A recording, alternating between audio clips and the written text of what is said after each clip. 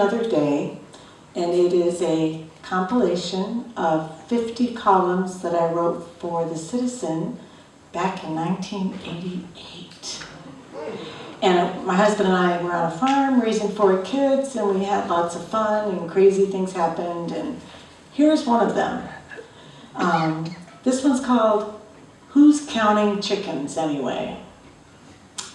I knew the day would be interesting when I found 2.5-year-old Johnny with his hand in the peanut butter jar. Actually, it was his hand and half his arm. The big jar was nearly empty. After getting Johnny all cleared up, he rode along while I drove Sarah and Laura and Scott to school. One of them forgot to bring homework home, so I took them in early. We dropped them off at school, then went to Agway for some supplies.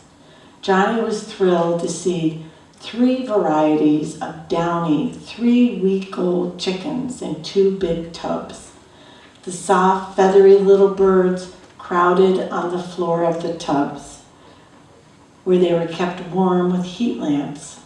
We admired their antics and flurry of movement. They were 2 for $1. I had a strong urge to buy 2. Baby chicks peep so sweetly, and their eyes are so bright, but I resisted it. I didn't know if we had equipment at home, like what do you need for chicks? I've always wanted a rooster. You know, it's the coolest sound in the morning. Cock-a-doodle-doo! Our friends have roosters, and I can hear them crowing over the phone. When Johnny and I returned to the farm, we saw Pop. Not my husband, my father-in-law. He was waiting outside. He wanted us to go with him to an implement dealer. On the way, I told him about the baby chicks and how I wanted to buy 4 of them. Suddenly, 2 didn't seem like enough. We should get 1 for each of our children. Pop thought, yeah, get some chickens. At the dealer's, Johnny immediately climbed on the child-sized tractor. It sits there for children to play with, and Johnny knew right where to find it. When it was time to go, I had to literally peel him off the tractor. He loves farm equipment: tractors, trucks, planters, plows, combines. When we got home, we busied ourselves outside washing lawn chairs and getting out the homemade bench that Greg made from 2 painted 5-gallon oil cans with a wooden plank across the top. Greg was disking, and I got impatient to hear his thoughts on getting a few baby chicks, so Johnny and I walked across the recently planted oat field, past the pond, along the hay field, to the plowed field where he was disking. He stopped when he saw us, and we climbed up. Johnny sat on his dad's lap, and I squished next to them. Half of me was on the arm of the chair, and half was on the window ledge. The ride was bumpy. Every time we hit a plowed furrow, which was constantly, we all flew up in the air. Greg and Johnny always landed on the softly padded seat, and I never knew where I'd land. To my surprise, when I mentioned getting 4 chicks, Greg said, "Why not 8? Wow, our chickens were multiplying already."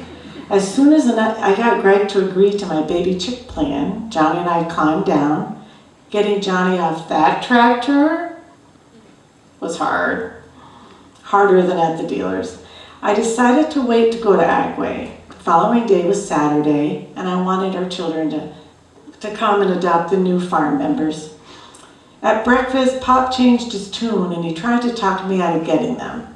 But my ears were listening to a distant cock-a-doodle-doo. The kids and I went in quest of feathered friends. What fun we had trying to catch them.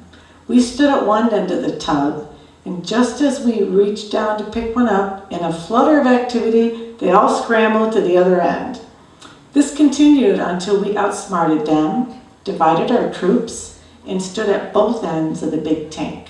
Finally, we had 8, a combination of varieties.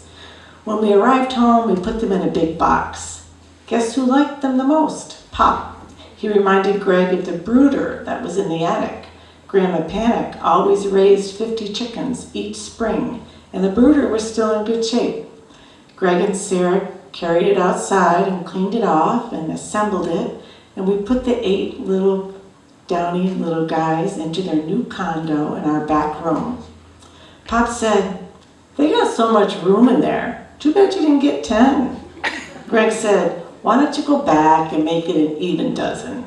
So the girls and I went back to Agway for 4 more, but we lost count and came back with 6. Now, the 14 baby chicks are happy as can be in their little house, and we all run around like mother hens attending to their needs. How soon will the roosters crow? I'll let you know.